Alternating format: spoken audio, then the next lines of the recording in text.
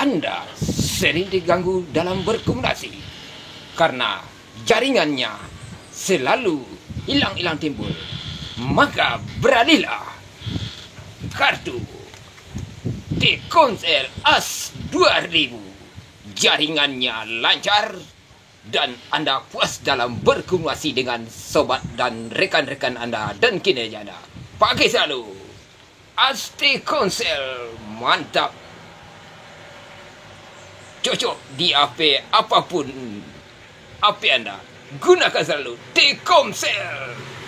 Jaringannya luas dan nyaman dalam berkomunikasi dan berbisnis dengan rekan-rekan Anda dan sahabat-sahabat Anda dalam bermasalah dan bisa mengatasi masalah. Sesat pula saya ni.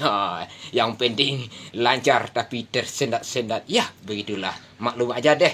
Diharap maklum. Telkomsel 2000. Mantap, guys. Dipakai selalu. Anda puas. Anda nyaman.